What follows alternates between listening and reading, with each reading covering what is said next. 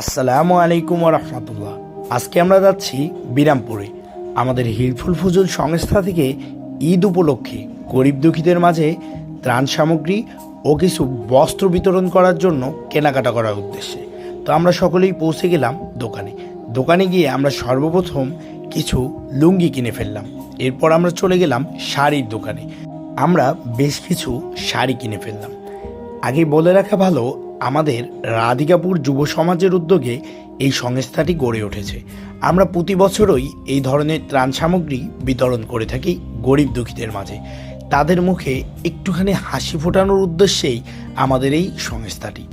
তারপর আমরা শাড়ি কেনাকাটা করেই চলে গেলাম পাঞ্জাবির দোকানে এবং কেনাকাটা সব শেষ করে আমরা রওনা দিলাম বাড়ির উদ্দেশ্যে। কারণ সেখানে পূর্বেই আমাদের আরও কিছু মালামাল কেনা ছিল, সেগুলো প্যাকেট করতে হবে।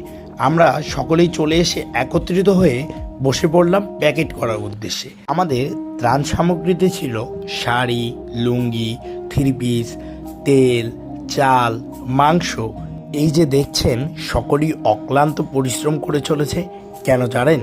শুধুমাত্র যে মানুষগুলো আপনারা আমার মতো ঈদ মার্কেট করার জন্য কোনো বাজেট থাকে না, যাদের ঈদ সামগ্রী কেনার কোনো অর্থ থাকে না, সেই মানুষগুলোর মুখে একটু মাত্র হাসি ফোটানোর জন্য। ভেবে দেখুন তো, আপনি আমি ঈদ আসলেই কত প্ল্যান করে রাখি, কোথায় যাব, কতগুলো কাপড় নেব, কিন্তু ওই মানুষগুলো যাদের একবেলা খাবারই জোটে না। তাই আপনি আমি চাইলে আমাদের অর্থ থেকে সামান্য কিছু অর্থ দিয়ে তাদের মুখে হাসি ফোটাতে পারি।